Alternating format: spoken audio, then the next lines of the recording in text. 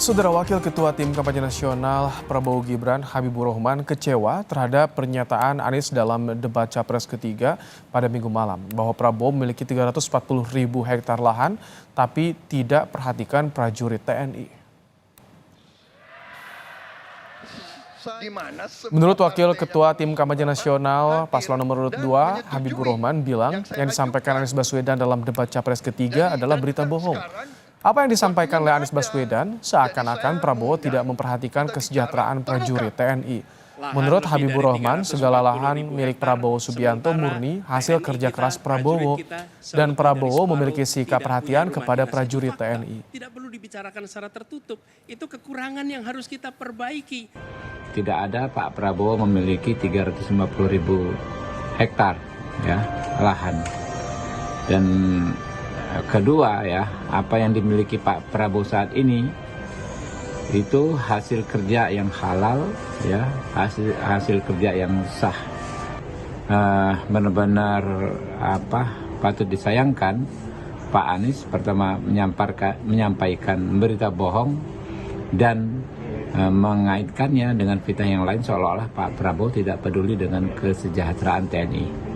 Bisa dicek ya rekan-rekan bagaimana rekam jejak Pak Prabowo mensejahterakan prajurit akar rumput sejak beliau aktif sebagai anggota TNI hingga saat ini.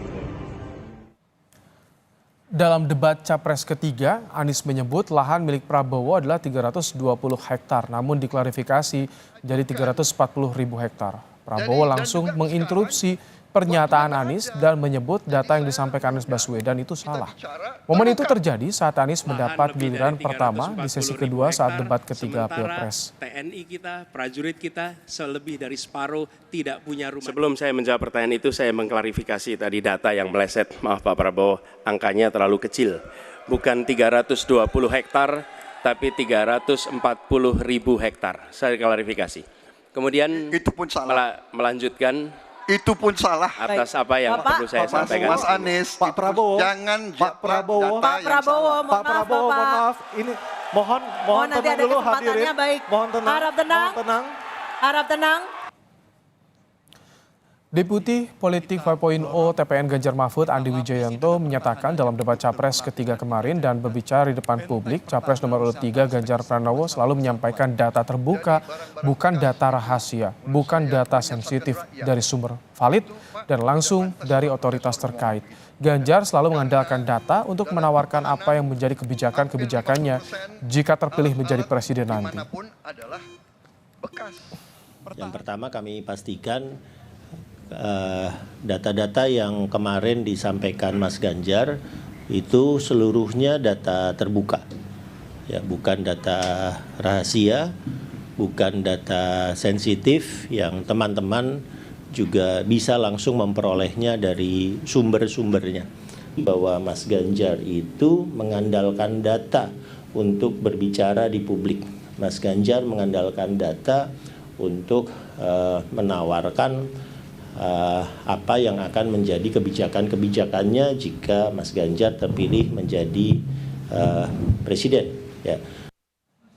Usai debat, calon presiden nomor urut 1 Anies Baswedan tak bersalaman dengan calon presiden nomor urut 2 Prabowo Subianto. Menurut Anies, dirinya sempat mencari Prabowo, sementara Prabowo menyebut Anies tidak datang menghampirinya sebagai senior. Kemudian itu pun salah. Melanjutkan. Itu pun salah. Atas apa yang perlu saya sampaikan. Mas Anies, Pak Prabowo, jangan Pak Prabowo, Mohon maaf, ini mohon. Ya kan, saya tuh keberatan karena saya menilai, maaf ya, karena Anda desak saya terus terang aja saya menilai Anda tidak pantas bicara soal etik. Riuh perdebatan antara Capres nomor urut 1 Anies Baswedan dan Capres nomor urut 2 Prabowo Subianto sudah terlihat sejak awal debat. Usai debat, pertanyaan muncul pada keduanya karena tak tampak bersalaman saat acara debat yang digelar di Istora Minggu malam berakhir. Terkait hal ini, Anies Baswedan buka suara. Anies bilang dirinya sempat mencari Prabowo saat debat usai.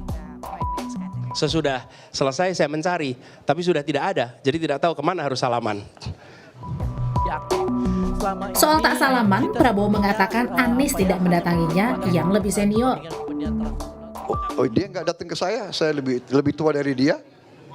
Saya lebih senior dari dia. Ya, oke, terima kasih. Ketiga capres akan kembali dalam satu panggung di debat kelima atau debat akhir Pilpres 2024 Minggu 4 Februari. Akankah perdebatan antara capres kembali terjadi? Kita nantikan. Tim Liputan Kompas TV, Jakarta.